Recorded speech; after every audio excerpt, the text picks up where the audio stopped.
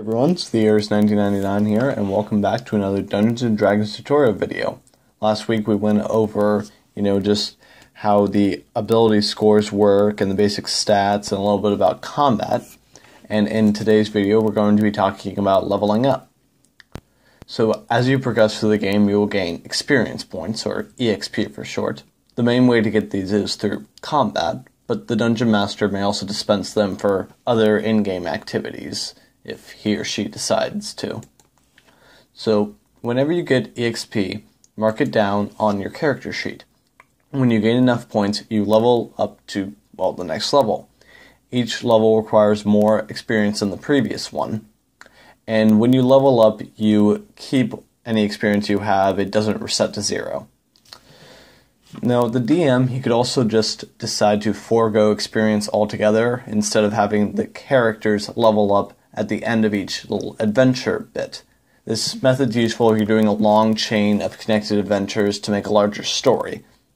This way the characters are at the level the DM wants for each sort of chapter of the longer campaign. So, what do you get for leveling up? Well, first you get more hit dice. These dice are a D6, D8, D10, or D12, depending on your class. And you get one of your class's hit dice per level in that class. And we'll be getting more into what you do with these hit dice in a later video. So, next thing that goes is your health. What you do is you can actually now use your hit dice, and you are going to roll it, and you're going to add your Constitution modifier and that die result to your current health. Now, each of these have a sort of minimum that they can be, and if you roll underneath the minimum, just use the minimum number instead. So for the D12, the minimum boost is a 7, for D10 it's a 6, for D8 it's a 5, and at D6 it's a 4. So those are pretty much the minimum that your health can go up at each level. Take that number, and with your Constitution modifier, add it to your current max health to get your new max health. At certain levels, you also receive ability score improvements. These are boosts to your base stats of Strength, Dexterity, Constitution, Intelligence, Wisdom, or Charisma. You can choose at levels 4, 8, 12, and 19 to increase one of these by 2 points, or 2 of these by 1 point, to a maximum of 20 per stat. Or, in place of going for the ability score improvement, you can go for a feat, and these are specialty features that make you more powerful, such as there's a feat called Actor, which makes it easier to impersonate people. There's also a feat called Sharpshooter, which makes you more powerful with ranged weaponry. And there's all sorts of feats. They're in the player's handbook that you can find, or the DM could also make up some for you to be able to use. And your proficiency bonus, it also increases at higher levels. It goes up to a +3 at level 4, a +4 at level 9, a +5 at level 13, and a +6 at level 17. And if you're a spellcaster, you can also cast more spells at each level. Spellcasting has a lot to it, and so it will be getting its own video to explain all the mechanics of it. What you need to know for this, though, is that you can learn new spells at each level, and offensive cantrips, those are the level 0 spells, they get more powerful. The cantrip goes up by 1 die of damage at level 5, 11, and 17.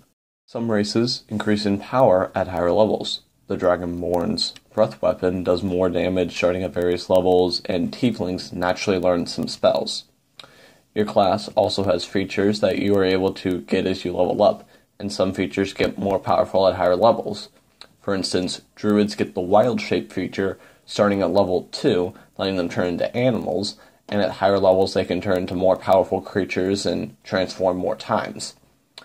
And for instance, Clerics, they can roll for Divine Intervention to have their god act on behalf of them during their turn, starting at level 10, and once they reach level 20, they no longer have to roll for it.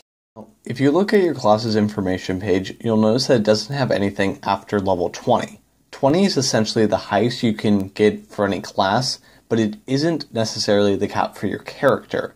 Using a process called multi-classing, you can take on an additional class.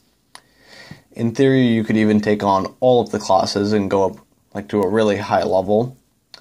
Past 20, take a new level every 50,000 experience points, increasing this by another 25,000 every third level.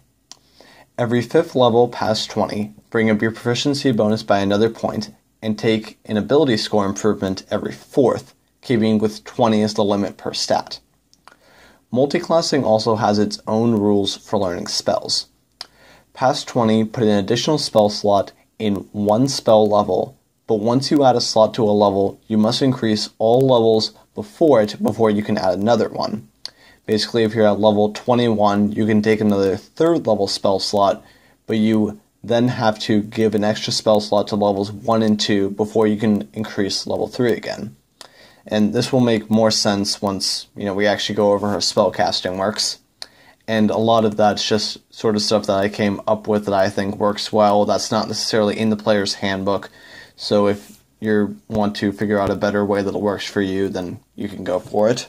Now, there are a few ways to handle leveling up if you should gain enough experience points in the middle of a play session. The DM could allow you to level up right there and then, as soon as you gain enough experience. The DM may also have you wait until everyone in the adventuring party is ready to level up. The DM could have you wait until the end of the play session, or even until you finish up with that chapter of the adventuring story in a more extended campaign. If the DM does allow you to level up in the middle of the dungeon, there are a few ways that your health may be affected. Your max health, of course, is going to go up, but it's up to the DM if or how it heals your player. One way is that you could be fully healed, like leveling up in Paper Mario. Another way is that your temporary health increases by the same amount as your max health, like leveling up in Pokemon. The DM could also say that your health just doesn't go up at all, like when you find a new heart crystal in Terraria. Leveling up may also remove any special conditions afflicting your character, such as poison, frightened, or being magically blinded. Serious ailments like disease and exhaustion, which is a topic for another day, those should stick around because those are going to take longer to get rid of. And so, yeah, that's the basics of leveling up. Hope you enjoyed this video. Come back next time when we're going to be going into various in-game activities outside of combat. And so yeah, until then, be sure to like the video, subscribe to the channel, put down in the comment section what you think, and I will see you guys next time. Bye!